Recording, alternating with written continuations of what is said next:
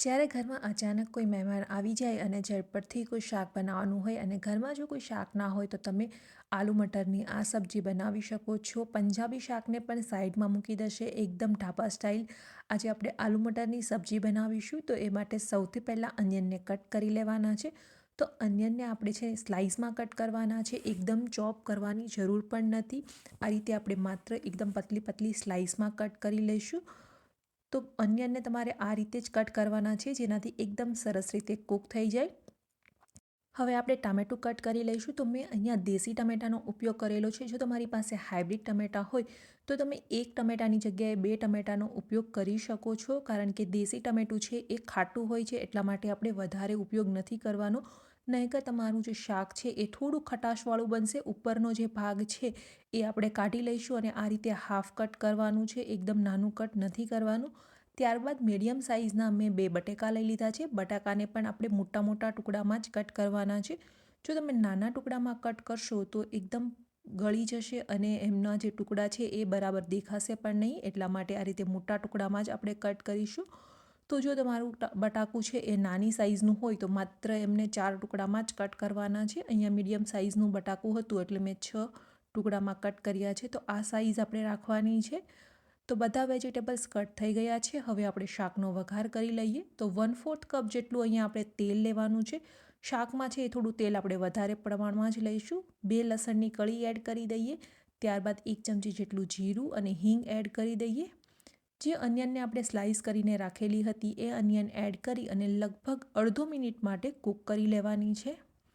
તો બધા જ વેજીટેબલ્સને આપણે કુકરમાં જ કૂક કરી લઈશું. અલગથી ગ્રેવી બનાવવાની બિલકુલ જરૂર નથી. માત્ર 5થી 6 મિનિટમાં આપણું શાક બની અને તૈયાર થઈ જશે અને તો પણ એમનો ટેસ્ટ છે એકદમ પરફેક્ટ આવશે. હવે આપણે જે ટામેટું કટ કરીને રાખેલું હતું એ, બટાકા અને 1 કપ જેટલા વટાણા મેં અહીંયા લીધા છે એ એડ કરી દઈશું. ત્યારબાદ આદુને ખમણીને એડ કરવાનું છે, કારણ કે આદુને કૂક થતાં વાર લાગે એટલા માટે. અડધી નાની ચમચી જેટલો હળદર પાવડર, લાલ મરચું પાવડર, ધાણા જીરું અને મીઠું એડ કરી દઈશું સ્વાદ અનુસાર. તો બસ બધી વસ્તુને એક વખત મિક્સ કરી લઈએ. ગેસની ફ્લેમને એકદમ મીડિયમ રાખવાની છે. તો જ્યારે મેં બધા મસાલાઓ એડ કરતી હતી એ સમયે ગેસની ફ્લેમ બંધ કરી દીધી હતી. હવે ગેસની ફ્લેમ આપણે ચાલુ કરી મીડિયમ ગેસની ફ્લેમ પર કુકરનું ઢાંકણ બંધ કરી 3 વ્હિસલ વગાડી લેવાની છે. અહીંયા મેં પાણીનો બિલકુલ ઉપયોગ નથી કર્યો, એટલા માટે આપણે તેલનું પ્રમાણ થોડું વધારે રાખેલું હતું. તો તેલથી જ આપણું શાક છે એ પરફેક્ટ રીતે કૂક થઈ જશે. એક વખત પ્રેશર કુકરની હવા રિલીઝ થાય ત્યારબાદ ઢાંકણ ખોલી અને આપણે શાકને ચેક કરી લઈએ.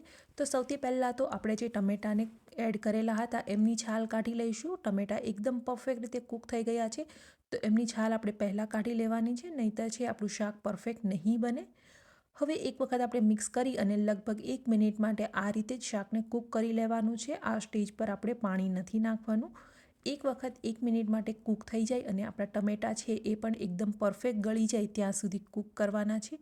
ગેસની ફ્લેમ મીડિયમ જ રાખીશું અને મીડિયમ ફ્લેમ પર જ કૂક કરીશું. તો તમે જોઈ શકો છો કે ટમેટાનું જે ગ્રેવી છે એ બની અને આપણું શાક પરફેક્ટ રીતે કૂક થઈ ગયું છે. બધા વેજીટેબલ્સમાંથી પાણી છૂટી અને શાક માટે આપણે પાણીની બિલકુલ જરૂર નથી રહી. જો તમારે તેલનો ઓછો ઉપયોગ કરવો હોય તો અહીંયા તમે તેલ ઓછું નાખી અને 2થી 3 ચમચી જેટલું પાણી એડ કરી અને પણ બોઇલ કરી શકો છો, પરંતુ તમે એ રીતે કરશો તો શાકની અંદર છે એ પાણીનો ટેસ્ટ આવશે, એટલા માટે આપણે તેલથી જ શાકને કૂક કરવાનું છે. હવે પાણી ગરમ કરી અને અડધો કપ જેટલું પાણી એડ કરી દઈએ. તો અહીંયા આપણે ગરમ પાણીનો જ ઉપયોગ કરવાનો છે, નોર્મલ આપણે પાણી એડ નહીં કરીએ.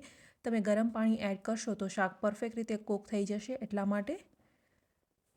તો આપણી ગ્રેવી થોડી ઘાટી થાય ત્યાં સુધી આ રીતે કૂક કરવાની છે. તો જ્યારે આપણે શાકને પ્રેશર કુકરમાં કૂક કર્યું ત્યારે બટાકા છે એ લગભગ 75% જેટલા કૂક થયા હતા. તો અહીંયા તમે જોઈ શકો છો કે બટાકા છે એ પરફેક્ટ કૂક નથી થયા. તો હવે આપણે બટાકાને કૂક કરવાના છે. ગેસની ફ્લેમ મીડિયમ રાખી અને લગભગ 5થી 7 મિનિટ માટે કૂક કરીશું, ત્યાં બટાકા કૂક થઈ જશે.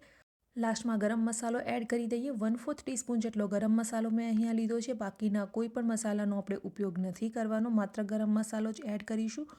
હવે ઢાંકણ ઢાંકી અને લગભગ 5 મિનિટ માટે રાખી મૂકીશું, જેનાથી શાક છે પરફેક્ટ કૂક થઈ જાય અને ગેસની ફ્લેમને આપણે બંધ કરી દેવાની છે.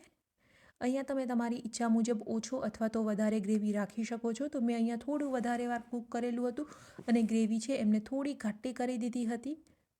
5 થી 7 મિનિટ પછી આપણું શાક બની અને એકદમ પરફેક્ટ તૈયાર થઈ ગયું છે. ગ્રેવી પણ એકદમ પરફેક્ટ તૈયાર થઈ છે. હવે આપણે એમને સર્વ કરી લઈએ. તો સર્વ કરતાં પહેલાં આપણે ફ્રેશ કોરિએન્ડર એડ કરી દઈશું. તો તમે જોઈ શકો છો પંજાબી શાકના જેવું જ એકદમ સરસ શાક બનેલું છે. અલગથી ગ્રેવી બનાવવાની પણ બિલકુલ જરૂર નથી. તો મહેમાન આવે તો તમે ઝટપટ આ શાક બનાવી અને તૈયાર કરી શકો છો.